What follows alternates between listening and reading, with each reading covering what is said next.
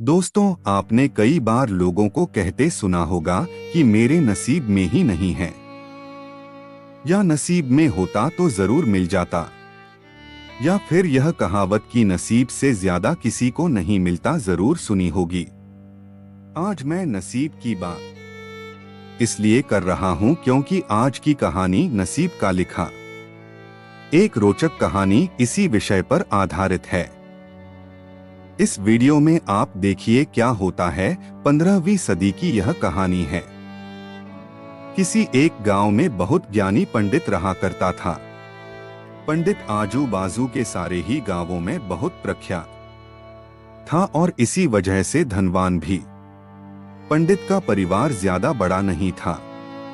पंडित अपनी पत्नी के साथ अपने बहुत बड़े घर में अकेला रहता था क्योंकि पंडित को कोई बेटा था नहीं और एक बेटी थी जिसका विवाह पास के गांव वाले एक श्रीमंत लड़के से हो चुका था।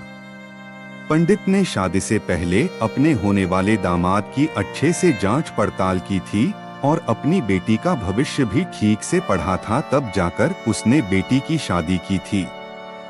लेकिन चंद सालों में ही पंडित का दामाद बुरी आदतों के चंगुल में फंस गया। जुआ और शराब की बुरी लत ने उन्हें सड़क पर लाकर रख दिया था। अपने बेटी की ऐसी दुर्दशा देखकर पंडित की पत्नी काफी दुखी होती थी और अक्सर पंडित को कहा करती थी, तुम जाकर उनकी मदद कर आओ। पंडित हमेशा अपनी बीवी को यह कहकर उनकी मदद करने के लिए मना कर देता था कि अभी कुछ समय तक उनका बुरा वक्त चलना है।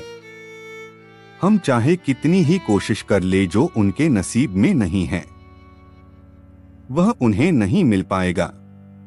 पंडित की ऐसी बातों से उसकी पत्नी काफी दुखी हो जाया करती थी और मन ही मन सोचती थी कि कैसा स्वार्थी पिता है, अपनी बेटी को इतने कष्टों में देखकर भी उसकी मदद करने के लिए मना करता है। आखिर भगवान ने जो इतना सारा धन धान्य दिया है उसका क्या करेंगे? हमें कोई और औलाद भी तो है नहीं, ले देकर एक यही बेटी है और उसके लिए भी कुछ नहीं करेंगे तो किसके लिए करेंगे? पंडित ऐसा नहीं सोचता था।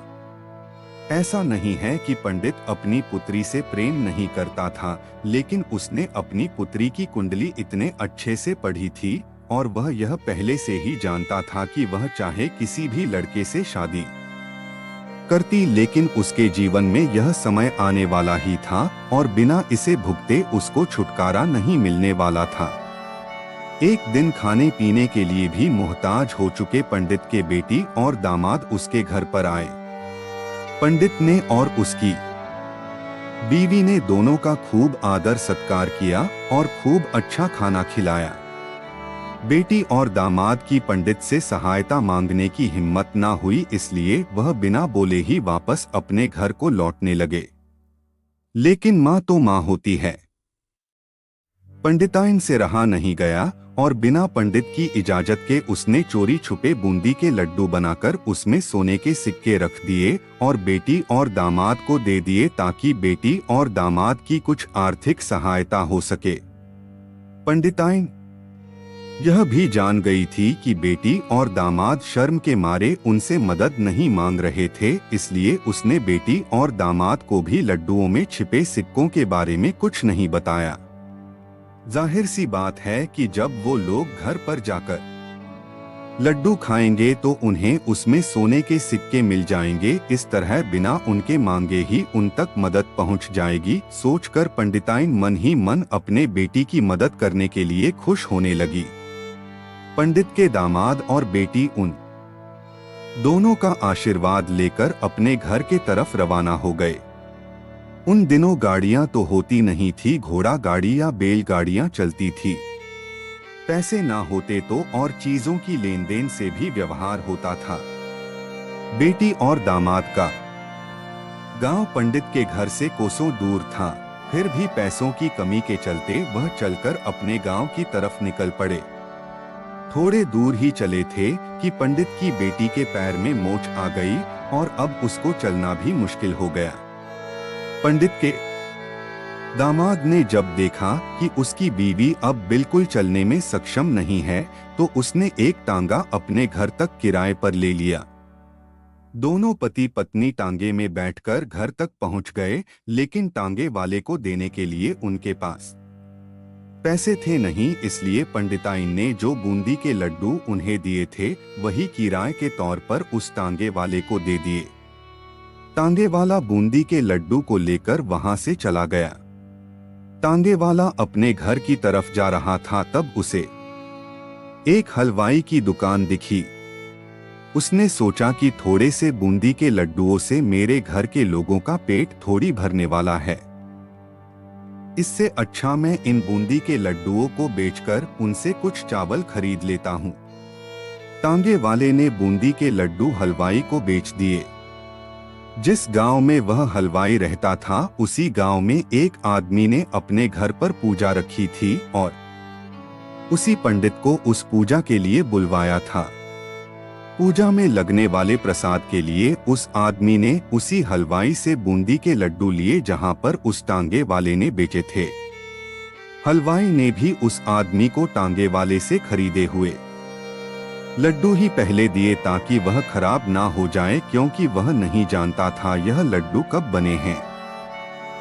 पूजा खत्म होने पर दक्षिणा और बूंदी के लड्डू लेकर जब पंडित अपने घर आया और खाना खाने बैठा, तो प्रसाद में लाए बूंदी के लड्डू खाते वक्त लड्डू से सोने का सिक्का निकला।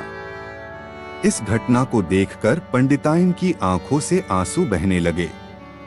पंडित ने जब पंडिताइन से उसके रोने का कारण पूछा, तो पंडिताइन ने पंडित को सब कुछ बताया और पंडित से उनकी बातों पर भरोसा न करने के लिए माफी मांगी।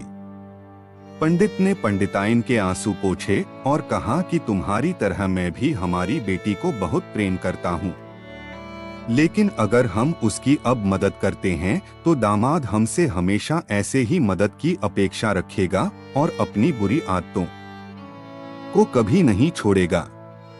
पंडिताइन भी अब पंडित की बातों से सहमत हो गई। 2-3 महीने बीत गए।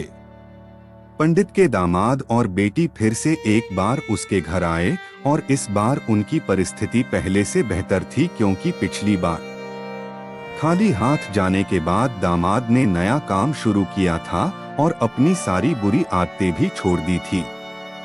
दोस्तों, नसीब का लिखा नहीं बदलता। यह कहानी आपको कैसी लगी?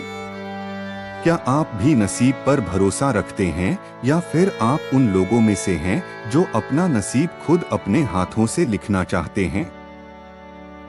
हमारी यह कहानी अगर आपको पसंद आई हो तो हमारे चैनल को लाइक एंड सब्सक्राइब जरूर करें। आपका अपना दोस्त प्रिंस टाटा।